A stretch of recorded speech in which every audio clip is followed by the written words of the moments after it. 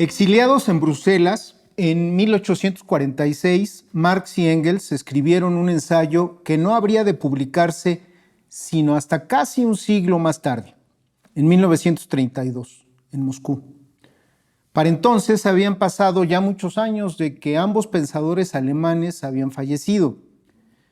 Me refiero a la ideología alemana. Aquella obra marca un punto de inflexión en la formación del materialismo histórico. En el prólogo de aquel texto podemos leer lo siguiente. Los hombres y también las mujeres, ¿se entiende? Los hombres se han formado siempre ideas falsas acerca de sí mismos, acerca de lo que son o debieran ser. Han ajustado sus relaciones a sus ideas acerca de Dios, del hombre normal, etc. Los frutos de su cabeza han acabado por imponerse a su cabeza. Ellos, los creadores, se han rendido ante sus criaturas. Bienvenidos al espacio de opinión y análisis de la 4TV. Mi nombre es Germán Castro. Dialéctica de los mexicanos y de México, con una postilla dedicada al ministro Lainez. 1. Primero la cuestión, la pregunta. ¿Para que los mexicanos existamos, tuvo que ser antes México? ¿O quizá ocurrió al revés? ¿Originalmente fueron los mexicanos y luego México? ¿Qué fue primero? ¿México o los mexicanos? 2. El dilema. Desde una perspectiva filosófica, metafísica, la cuestión se presenta como un dilema, es decir, como un problema que ofrece dos soluciones posibles y ninguna de ellas es certera, las cuales ambas son inequívocamente aceptables, de tal suerte que el planteamiento nos deporta a una situación de engorrosa irresolución. Podemos, pues, equiparar nuestro cuestionamiento con el antiquísimo dilema del huevo y la gallina. Si queremos hallar la mejor salida a la disyuntiva empleando este modelo, conviene, claro, acudir al consejo del viejo y confiable Aristóteles, quien, si bien jamás se refirió explícitamente al dilema del huevo y la gallina, sí que atendió el mismo embrollo, aunque significándolo con otra metáfora. Escribe Aristóteles: la semilla procede de otros que son anteriores y plenamente realizados, y lo primero no es la semilla, sino lo plenamente realizado. Así podría decirse que el hombre es anterior al esperma, no que se genera a partir de este, sino de otro del cual procede el esperma. El hombre, claro, equivale a la gallina y el esperma al huevo. El argumento suele generalizarse echando mano de dos categorías de la lógica formal aristotélica. Primero, tiene que ser la gallina por la llamada anterioridad del acto sobre la potencia. ¿Estamos? Bien. Pero aunque así fuera o no, en el caso de nuestro dilema, el de México y los mexicanos, ¿qué deberíamos tomar como acto y qué como potencia? 3. Las palabras. Desde el punto de vista filológico, aparentemente puede resultar más sencillo dar con la respuesta. México es un topónimo, el nombre propio de un lugar, y mexicanos, el plural del gentilicio correspondiente, y el adjetivo, mexicano, natural de México, y perteneciente o relativo a México, o a los mexicanos respectivamente. Y si bien dos entidades federativas de este país llevan en su nombre el mismo vocablo, Estado de México y Ciudad de México, así como 5 localidades urbanas, más de 150 rurales y poco más de 4,000 calles, el topónimo, en principio, se refiere al país comúnmente conocido como México. Considerando lo anterior, desde ya es posible asegurar que con anterioridad a México hubo mexicanos, o mejor, mexicanos y mexicanas, porque recordemos que al tiempo que se declaró la independencia de la metrópoli ibérica y el fin del virreinato de la Nueva España, no surgió un país llamado México. En los Tratados de Córdoba, documento fundador del Estado Nacional, firmado por Agustín de Iturbide y Juan de O'Donoghue, el 24 de agosto de 1821, se puede leer: esta América se reconocerá por nación soberana e independiente y se llamará en lo sucesivo Imperio Mexicano. Efectivamente, la primera forma de organización política que ensayó el naciente Estado Nacional fue la monarquía constitucional. El Nobel país tomó como cimientos la enorme demarcación geopolítica colonial y el conglomerado demográfico que vivía allí, pero sobre todo el ideal de progreso y, claro, el potente aglutinante de una comunidad imaginaria que el patriotismo criollo venía conformando desde hacía algunas décadas. También podemos leer en el Acta de Independencia, fechada unos días después, el 28 de septiembre de 1821, lo siguiente: la nación mexicana, que por 300 años ni ha tenido voluntad propia, ni libre uso de la voz, sale hoy de la opresión en que ha vivido. Entonces, ni al principio ni después, en estricto sentido, nuestro país oficialmente se ha llamado México. En Los Sentimientos de la Nación, de 1813, Morelos y Andrés Quintana Roo no se refieren a ningún México, aluden a América.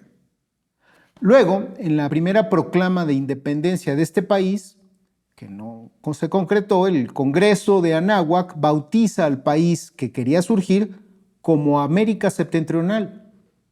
En ninguno de esos documentos se menciona nunca ni a México ni a los mexicanos.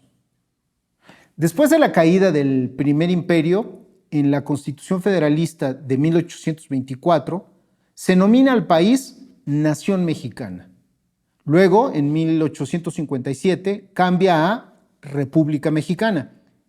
Y durante la intervención, Imperio Mexicano otra vez. En 1867, de nuevo, República Mexicana. Y como ustedes saben, a partir de 1917, Estados Unidos Mexicanos. Así que nominalmente, no hay duda, mexicanos hubo antes que México.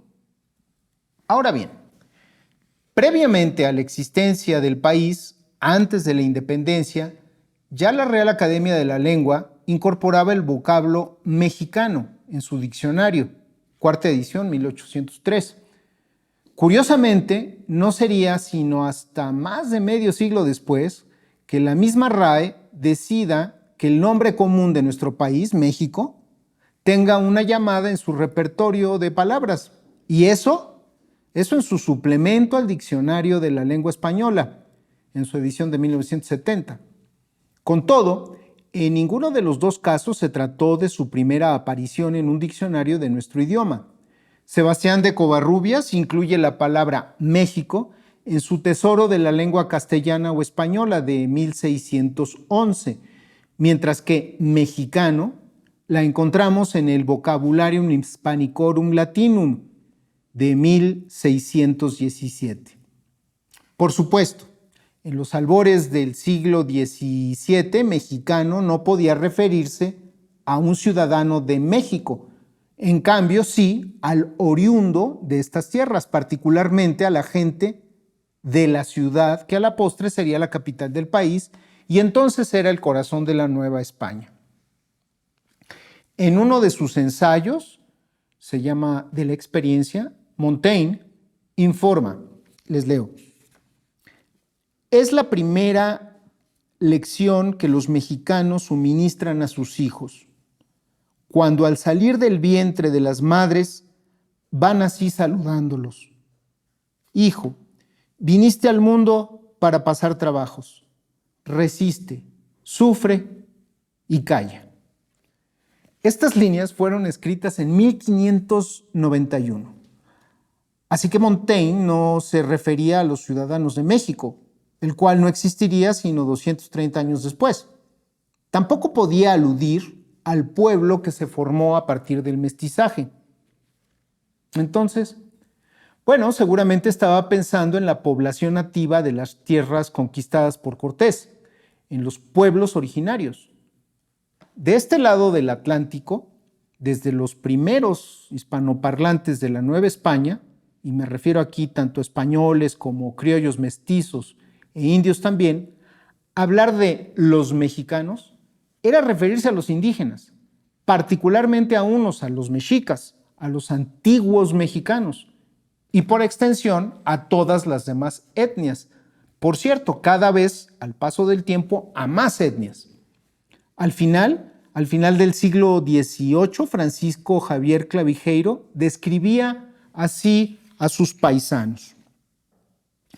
Los mexicanos tienen una estatura regular, de la que se apartan más bien por exceso que por defecto, y sus miembros son de justa proporción, buena carnadura. El jesuita se refería a la población indígena, a los naturales, en principio a la nación de los mexicanos o mexicas, y por extensión a las demás naciones que ocuparon la tierra de Anáhuac antes que los españoles. 4. El mito y la historia. Dado que los mexicanos o antiguos mexicanos, quienes llegaron a la gran cuenca lacustre del altiplano mesoamericano procedentes de otros lares, fundaron México, se concluye fácilmente que desde una perspectiva histórica, o más precisamente histórica mitológica, pues los mexicanos tuvieron que existir necesariamente mucho antes de que México apareciera en cualquier mapa. Recordemos que aztecas y mexicas son lo mismo, o mejor, los que se llamaban aztecas cambiaron su nombre para convertirse en mexicas. Antiguos códices, documentos cartográficos como la tira de la peregrinación, el Azquetlán, el Aubín, el código Aubín, el telleriano, el del Vaticano A, el mapa de Sigüenza, el Atlas de Durán, entre otros, señalan que los aztecas radicaban en Aztlán, topónimo apocopado de Azatlatlán, lugar de las garzas. De ahí, Aztlán proviene el gentilicio azteca. También se menciona Chicomostoc, sitio de las 7 cuevas. Ambos términos también son referidos en libros como La historia de Diego de Durán, la Crónica Mexicana y la Crónica Mexicoyotl de Hernando Alvarado Tezosomoc, la historia de los mexicanos por sus pinturas, las relaciones de Chimalpain, la historia de Cristóbal de Castillo, así como en las investigaciones realizadas posteriormente por el padre Motolinía, por Mendieta y Torquemada. Don Miguel León Portillo resume así. En Aztlán, Chicomostoc, tenían un sacerdote llamado Huitzil, el cual suplicaba a su dios protector, Tezcatlipoca, que por favor liberara a sus pueblos. El dios portentoso oyó su petición y ordenó que salieran de ese lugar y abandonaran para siempre a sus antiguos dominadores, los aztecas chicomostecas. Varias fuentes coinciden en que además de los aztecas integraban también aquella diáspora otros grupos nahuatlacas, pero pronto las relaciones se concentran en los seguidores de Huitzil. Hasta aquí no existe ni Huitzilopochtli, ni los mexicas, ni México. Después, en determinado momento de su peregrinar hacia el sur, la deidad que los guiaba decidió no solo que cambiarían de nombre, sino también cuál sería el nuevo apelativo. Podemos leer en el Códice Aubín. Y enseguida, allá les cambió su nombre a los aztecas. Les dijo: ahora ya no será vuestro nombre el de aztecas, vosotros seréis mexicas. Y allí les envijó las orejas. Así que tomaron los mexicas su nombre, y allá les dio la flecha y el arco y la redecilla. Lo que volaba, bien lo flechaban los mexicas. Fray Juan de Torquemada relata en su Monarquía Indiana de 1615 que por intermediación del sacerdote Huitzil, su dios, Huitzilopochtli, ordenó: quiero que como escogidos míos ya no os llaméis aztecas, sino mexicas, y que aquí fue donde primeramente tomaron el nombre los mexicanos. Subrayemos que este episodio sucedió antes de que México fuera fundado, incluso antes de que los aztecas mexicas supieran en dónde tendrían que levantar su ciudad. El cambio de nombre prevaleció en los textos de náhuatl, aunque a veces, con algunas pequeñas variantes, se empleó el gentilicio mexica. A su vez, en las crónicas y otros escritos en castellano, el nombre se transformó en mexicanos. Así lo explica Miguel León Portilla y enseguida hace un apunte importante. Hernán Cortés, en sus cartas de relación, se refiere casi siempre a ellos, a los pueblos originarios, con esta expresión: los de México. Bernal Díaz del Castillo y López de Gomara llamarán a los vecinos de la gran ciudad lacustre mexicanos. Desde entonces, asegura León Portilla, todos cuantos escribieron en ese periodo colonial emplearon el mismo vocablo, el mismo gentilicio. Sabemos qué sucedió después. No es momento ahora de narrar cómo y dónde decidieron erigir su propio Axis Mundi y comenzaron a edificar México Tenochtitlan. Destaquemos solamente que mexicas, mexicanos, fueron antes que México. 5. Los hechos. Podría quedar así el resultado del dilema, pero ya lo decía Bataille. La verdad tiene una sola cara, la de una violenta contradicción. Dejemos, pues, que el arqueólogo Eduardo Matos Moctezuma regrese la pelota. Dice Eduardo Matos: la historia nos señala, por otro lado, que muy posiblemente los aztecas o mexicas estaban sujetos allá por el año 1000 de nuestra era a pueblos como el tolteca, es decir, que eran una provincia tributaria del tolteca de Tula y que, como ocurre en varias ocasiones de la historia mesoamericana, en un momento de debilidad de ese centro que los tiene controlados, van a poder avanzar y ayudar a la destrucción de Tula, hasta venir a dar al centro de México, en donde las tierras ya estaban ocupadas y en realidad se les va a dar permiso de que se establezcan en uno de los islotes en medio del lago de Texcoco, que estaba entonces bajo el control del señor de Azcapotzalco. Es decir, que todo el mito que se crea de que van a llegar de un lugar señalado por Huitzilopochtli, de un lugar del norte, donde está un águila, etcétera, posiblemente es un dato que posteriormente ellos elaboraron para sacralizar su salida del lugar de origen, Aztlán, y para sacralizar y legitimar también su asentamiento en un lugar en el que van a fundar México Tenochtitlan. Sí, si así sucedieron las cosas, resulta que medio nombre de su ciudad, México, y el suyo, mexicas, lo tomaron del agua, del lago de Texcoco, al que esotéricamente llamaban el lago de Mexitlipán. Sexto, la respuesta. De todo lo anterior concluyo que sí tiene respuesta a nuestra pregunta. ¿Qué es acto y qué es potencia de la historia? ¿México o los mexicanos?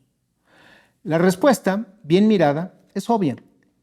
Y si a veces no la vemos, es porque suele pasarnos lo que Marx y Engels advertían hace casi 200 años. Los frutos de nuestra cabeza suelen acabar por imponerse en nuestra cabeza. Y los creadores terminan rindiéndose ante sus criaturas. El acto somos nosotros, los mexicanos. El agente de cambio siempre es la gente. Los mexicanos llevamos manos sobre la potencia, que es México, que siempre podrá ser lo que deseemos que sea y podamos realizar. Apostilla dedicada al ministro Lainez. En una entrevista, no sé si radiofónica o televisiva, porque la vi en un pequeño video posteado en X, el ministro Javier Lainez Pontesic, creo que así se pronuncia, en referencia al hecho de que la Suprema Corte de Justicia de la Nación no cercenó la Constitución, tal como pretendía hacerlo la señora Piña y demás ministros que la apoyaban, como el propio Lainez, muy circunspecto el hombre señaló. Leo textual. Lo dije durante ese debate, si puede o no reformarse la Constitución. Yo lo dije ahí. La pregunta que hay detrás, o sea, la pregunta que realmente es importante es, ¿se le va a reconocer a un órgano del Estado, que es el órgano reformador, un poder ilimitado? Eso es lo que nos tenemos que contestar. Y la respuesta fue sí. Entonces hice la pregunta y pues yo volveré a preguntar. Eso significa entonces que, no sé, demos un ejemplo. Si un día esa mayoría abrumadora y legítima, digo, yo no tengo nada que decir sobre eso, decidiera que México va a ser un Estado confesional y ya no laico, con preeminencia de una religión, ¿no hay órgano que pueda hacer nada por eso? La pregunta es, por supuesto, marrullera. No pasa de ser una argucia chafa. El argumento que subyace a la pregunta es bobo, muy bobo, porque resulta que si la Suprema hubiera tijereteado la Constitución, ella misma se habría convertido en ese órgano del Estado con poder ilimitado que tanto asusta a Lainez. Eso por una parte. Por la otra, y también ya entrados a la ficción y a los postulados descabellados, podríamos preguntarnos, ¿qué pasaría si un día la mayoría del pueblo decidiera cambiarle de nombre a los Estados Unidos mexicanos y no llamarle al país por fin México, así a secas, sino Cuatreotelandia o República Amorosa de la Náhuac o México lindo y querido o lo que a ustedes se les ocurra? Entonces, habría que decirle al señor ministro Lainez que, en efecto, tejones porque no hay liebres.